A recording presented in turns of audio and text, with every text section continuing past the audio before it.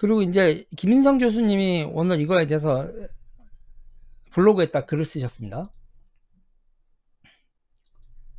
청와대 청원 게시판에 대한 증거 보전 신청이 필요합니다.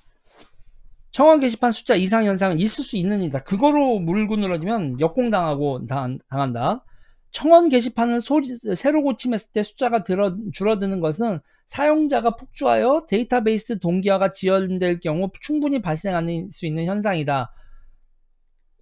숫자 이상 현상 가지고 시비를 걸면 안 된다는 거죠. 이런 부분을 조작 의혹의 근거로 주장할 경우 근거 있는 주장의 신빙성까지 매도당할 수 있으므로 신중할 필요가 있습니다.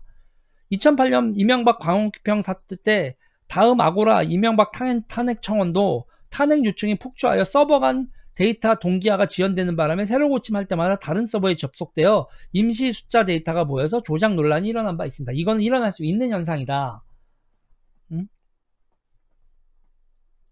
전문가예요, 여러분. 김인성 교수는 이쪽 리눅스 이쪽으로는 두말할 거 없는 전문가입니다. 특이한 사례가 없어도 청와대 청원 게시판 조작 주장은 가능하다. 자, 진짜 문제는 뭐냐면 보세요. 청와대 청원 게시판은 페이스북, 네이버, 카카오톡, 트위터 아이디로 청원 동의를 할 수 있도록 허용하기 때문에 기본적으로 누구나 4번의 청원 동의를 할 수 있다. 페이스북 아이디, 네이버 아이디, 카카오톡 아이디, 트위터 아이디로 한 사람이 4번 청원 동의를 할 수 있다. 말도 안 되는 거죠. 네이버는 한 사용자가 여러 개 아이디를 생성할 수 있고, 페이스북도 복수 아이디가 가능하다. 그러니까 4번 이상이 가능한 거죠. 특히 트위터는 익명 아이디를 무제한으로 만들 수 있으므로 마음만 먹으면 한 사람이 무한대의 청원 동의를 할 수 있다. 이래서 트위터가 악용되는 거죠. 대깨문 소굴이 되는 거고. 또한 청와대 청원 게시판은 신문고란 특성상 표현의 자유를 보장한다는 명분으로 청원 동의자에 대한 철저한 검증을 하지 않기 때문에 근본적으로 여론 조작 세력이 판칠 수 있는 시스템입니다.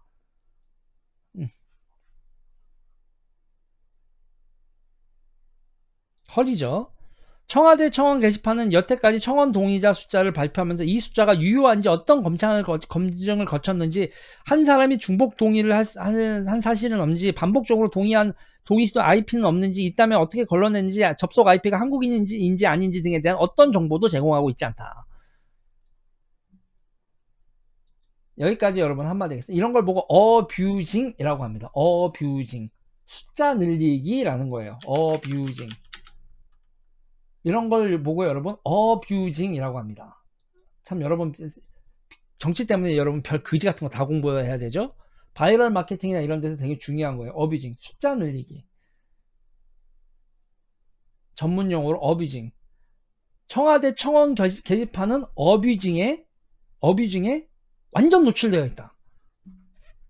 뻥튀기. 우리말로 뻥튀기. 좀 있어 보려면 어뷰징. 남용. 자, 됐죠? 때문에 실제 청원 동의가 진행된 시점에 접속 로그 등을 확보하지 못하는 한 청원 동의 숫자가 유효한 것인지 허수인지 조작된 것인지 전혀 알 길이 없습니다. 친년은 오랜 기간 여론조작과 부정선거를 일삼은 조직이다. 제가 10년간 제가 직접 디지털 포렌식으로 조사해 확보한 친노들의 온라인 여론조작, 대리투표, 부정선거 등 민주주의 파괴 행위 증거에 근거하여 말하자면, 경아님, 염청교님, 필립 페이토님 감사합니다. 친노가 점령한 청와대 청원 게시판은 일상적인 조작이 일어날 가능성이 매우 높다고 분명하게 말씀드릴 수 있습니다. 가능성이 매우 높다. 단정지어서 말하면 여러분 고소당합니다. 추정은 추정이라고 얘기를 해야 돼요. 단정하면 안 됩니다. 김인성 교수님은 센스껏 피하고 있는 거고, 친노가 온라인 여론조작 집단이라는 것은 제가 확보한 수많은 증거를 제외하더라도 드루킹 김경수라는 움직일 수 없는 물증이 존재합니다. 지금 판결 뒤집으려고 아주 난리를 하고 있죠. 2012년 이주시민의 오랜 정치이자 이렇게 통진에서 온라인 부정선거를 실형을 받은 오홍만이라는 인물도 물증입니다. 뭐 이렇게 하면서 또 이렇게 얘기하시네요. 문대림 후보 수행비서를 했는데 2018년 문대림은 당원 명부를 빼돌린 죄로 2020년 1월에 유죄가 확정된 인물입니다. 청와대 행정관 했었고요. 제주지사 선거 나가서 떨어졌죠. 당원 명부를 빼돌리는 등 당내 부정 발생이 발생한 곳에 여전히 오홍만 인물이 존재하고 있습니다. 현재 노무현재단 기획위원으로 노무현재 또 하려고 해서 이렇게 하면서, 그러면서 김인성 교수가 맨날 그러죠. 나 좀 고발해줘. 나 좀 고소해야겠다. 근데 친노들은 절대로 김은성 교수를 고소를 못하고 있죠.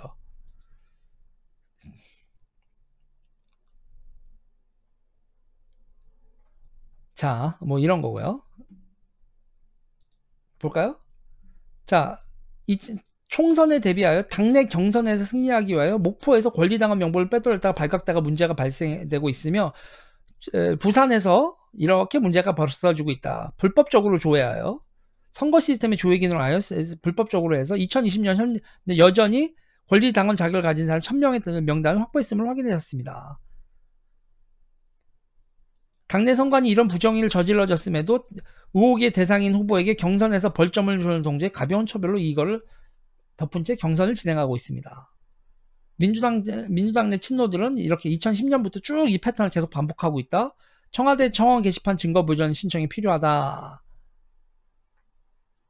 이런 내용입니다.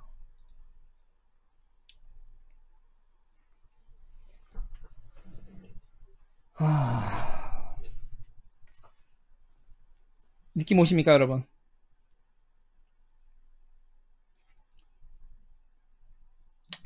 그리고 여러분, 바이럴 마케팅에 여러분 싼 하도급이에요. 싼 하도급과 비밀 유지하는데요. 여러분 제가 그냥 추정해요. 댓글 작업이나 기타 등등을요, 여러분. 한국 사람을 시키면 증거가 남잖아요. 조선족 시켜서 중국으로 보내버리면 어떻게 수사가 가능하죠? 이렇게 게시판에서 조작질 한 다음에요. 게시판에서 조작질하는 걸 조선족 시킨 다음에 그 조선족을 중국으로 돌려보내면 어떻게 수사가 가능하냐고. 근데 더 웃긴 건 그걸 중국이 안다고 생각해봐요. 그걸 중국 애들이 알고 있다면 어떤 일이 벌어질까요? 그러면 중국한테 호구 잡히는 거지.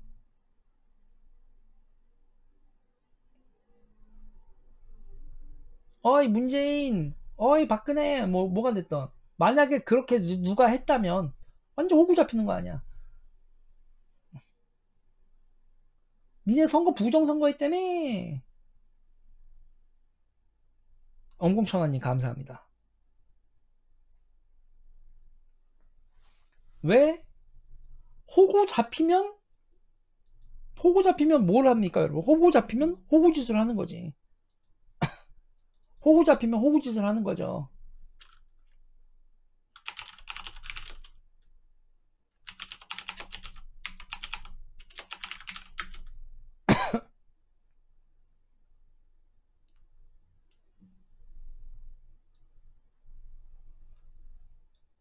그리고 강경화 완전히 중국한테 개망신 당한 거 아닙니까?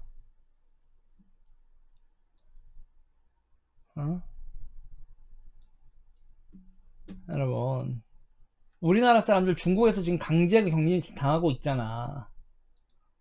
우리나라 사람들이 중국에서 강제 격리를 당하잖아요. 우리나라 사람들이 중국에서 우리도 자제했다, 중자제해라. 중국이 싫어. 호구잖아?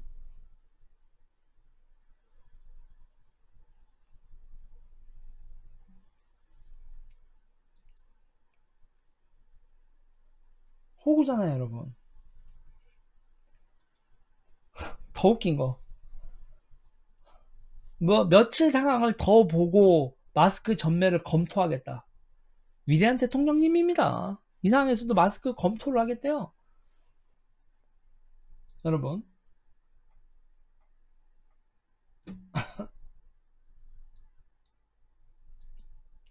그리고 난 오늘 진짜 이 양반이 정신이 없는 건가 상황 판단하고 있나 보고는 봤나 싶어요. 중국인 입국 금지하면 우리도 금지 대상 될 수 있어. 우리 이미 금지 대상이거든요.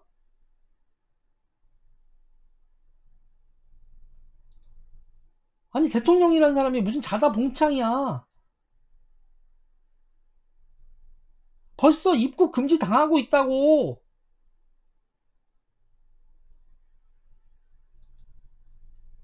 사태 파악을 하고 계시나?